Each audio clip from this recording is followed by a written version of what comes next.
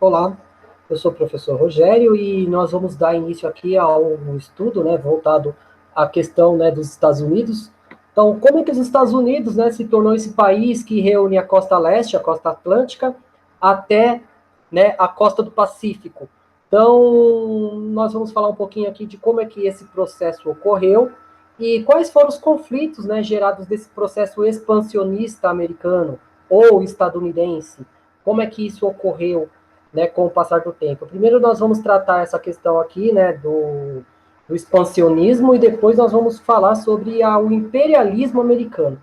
Mas isso, né, daqui umas 2 aulas que nós vamos falar primeiro o conceito de imperialismo, neocolonialismo, mas é importante a gente pensar do surgimento dessa nova potência mundial que é os Estados Unidos da América. Né? Então, os Estados Unidos como uma grande potência, né, uma grande potência mundial. Bem, então, né, no caso, os Estados Unidos no século XIX, né, que é um contexto, né, bem importante. Então, né, nesse período aí, nós teremos uma das guerras mais impactantes antes das grandes 2 guerras, né, mundiais do início do século XX, que foi a Guerra de Secessão dos Estados Unidos. Bem, então, quando nós falamos em Estados Unidos, né, então, quando nós falamos em cultura industrial, cultura cultural, entre outras coisas, os Estados Unidos ele tem um contexto, né, voltado para um movimento do destino manifesto. Então, os Estados Unidos eles são considerados destinados por uma divindade, por uma força divina, para expandir o seu território, né, para dominar as regiões ali daquela localidade.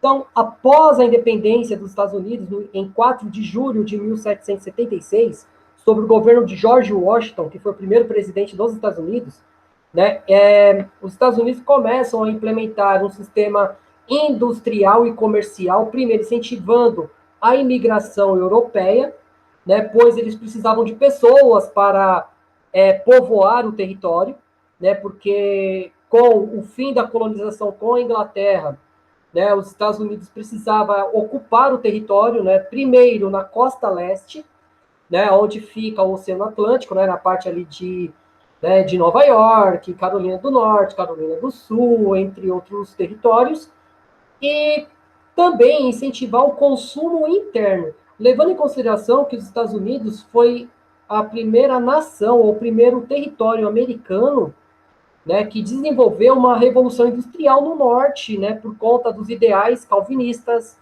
né, da questão do quê? De buscar, né, o avanço econômico dentro daquela realidade.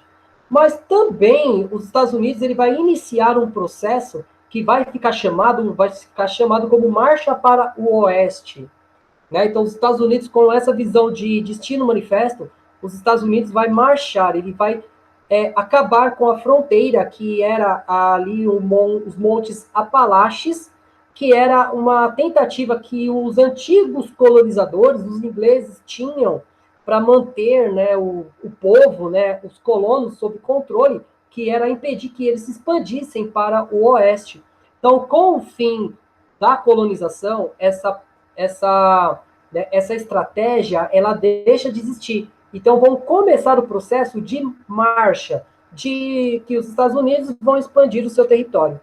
Tem uma coisa também aqui importante de nós sempre estarmos, né, frisando, e essa imagem fica bem clara, que é o seguinte: os Estados Unidos, com a questão do destino manifesto, eles vão ser considerados aqueles que têm um fardo, que tem a missão de levar a fé cristã para todo o território ali, né, do território da América do Norte. Né? Então, no caso, né, também, a entrada dos imigrantes foi uma tentativa de empurrar as comunidades indígenas para reservas, né, principalmente na região do Kentucky, de Creed, entre outros. Então, no caso, né, os povos indígenas vão ser concentrados na região noroeste do país. Então, criando uma grande reserva indígena.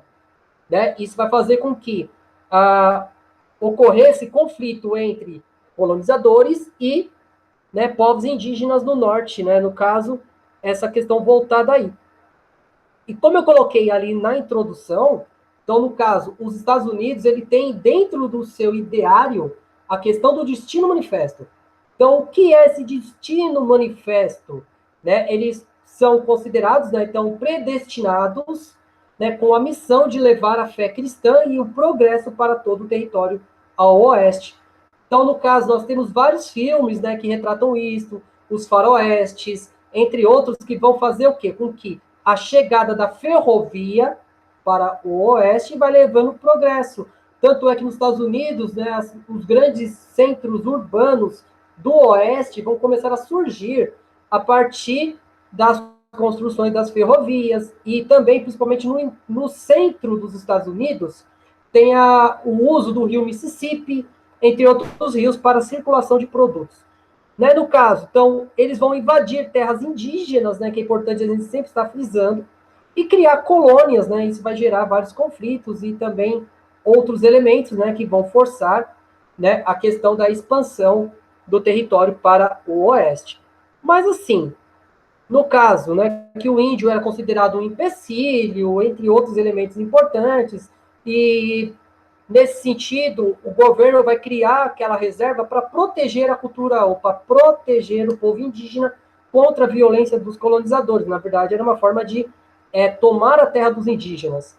Né? E isso vai gerar, né, os conflitos que chegam até os dias de hoje nos Estados Unidos. Bem, então, no caso aí, né, também uma coisa importante que nós sempre devemos frisar nos Estados Unidos é a febre do ouro. Né? Como aconteceu aqui no Brasil também, quando, né, os colonos foram chegando cada vez mais para o oeste, eles vão se deparando com novos produtos.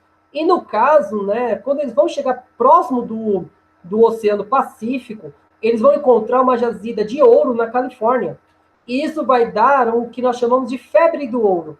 Né? Então, a população que estava concentrada nos Estados Unidos, na costa leste, nessa parte em laranja, eles vão começar a se deslocar para, né, para o oeste.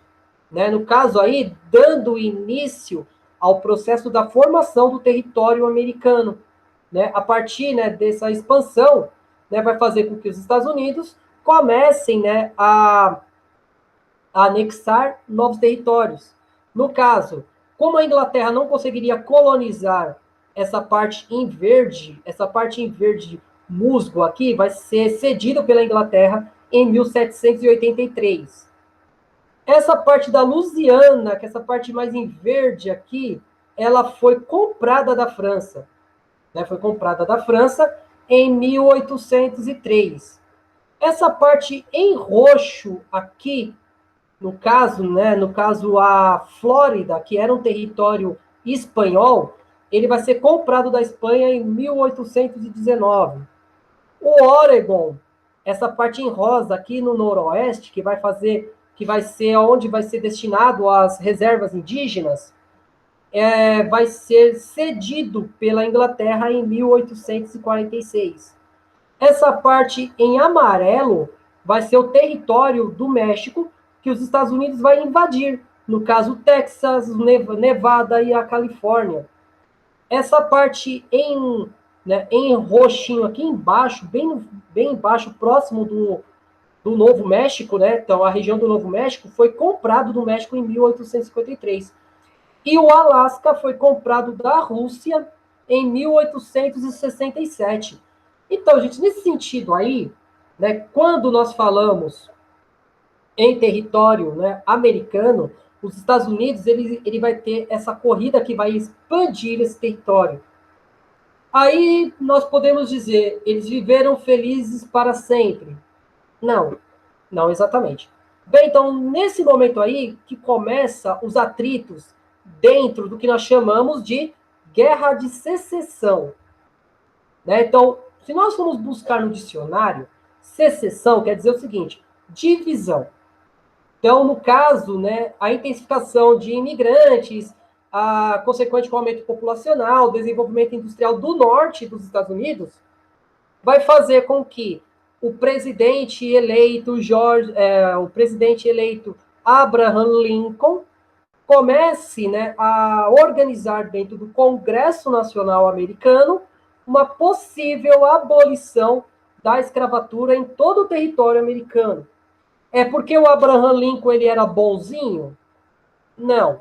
É porque ele queria desenvolver o mercado interno dos Estados Unidos. Então, uma questão de acabar com a escravidão é gerar um número maior de consumidores.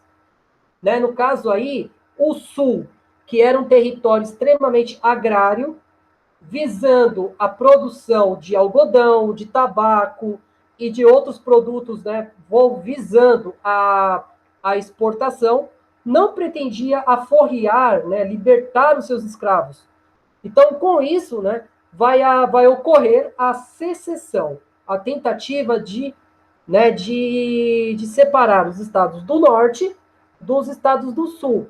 Né? No caso, os estados do norte da configuração que era, né, as 13 colônias antes da independência dos Estados Unidos. Então, a costa leste dos Estados Unidos, né, que compunha Nova York, Carolina do Norte, Carolina do Sul. Então, vai começar a ter uma divisão.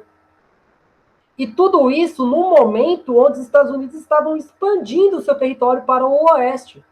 Então, a Guerra Civil, ela foi um período de muita dor para os Estados Unidos.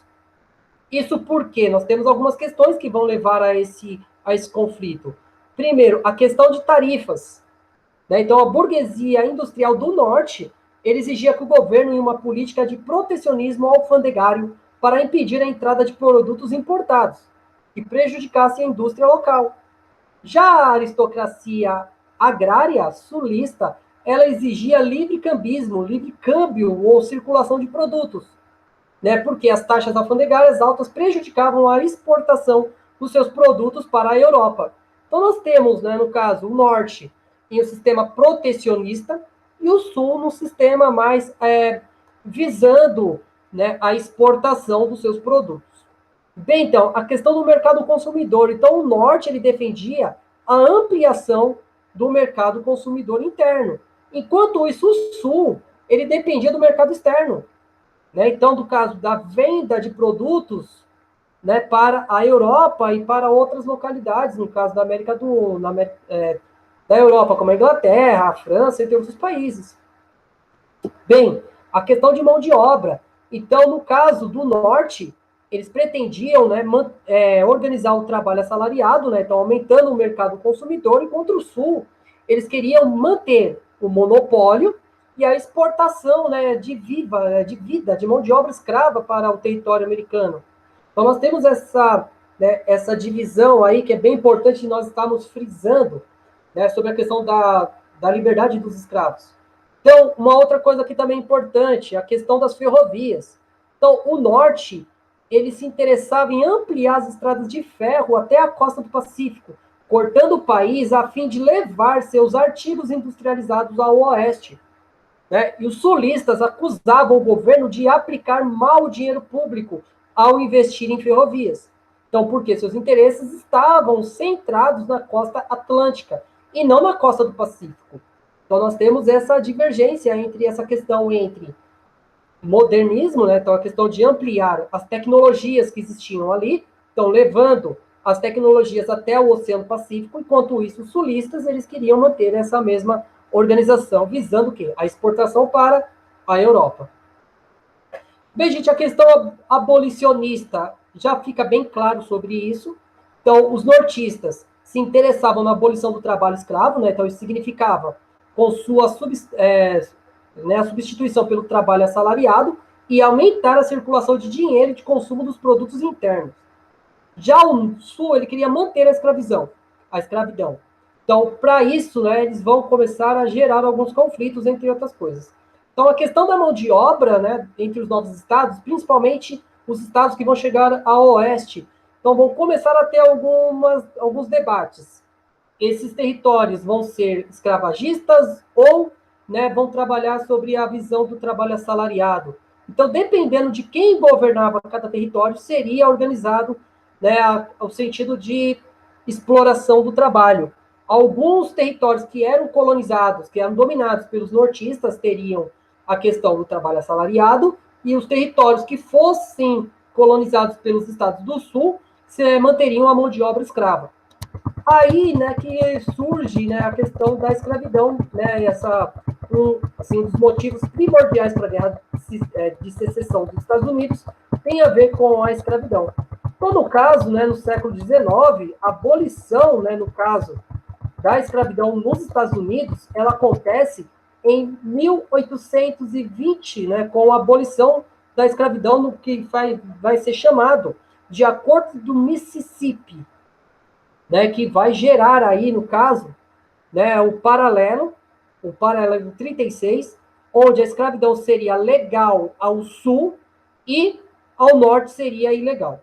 Então, em 1847, os Estados Unidos criaram a Libéria, né, que recebeu os escravos libertos, né, que desejassem voltar para a África, né. Então, os Estados Unidos vai mandar parte desses trabalhadores escravizados para a Libéria, né. Mas o seguinte, em 1852, né, foi publicado o romance A Cabana do Pai Tomás, né, que vai, de uma certa forma ou de outra, descrever a vida dos escravizados numa fazenda sulista.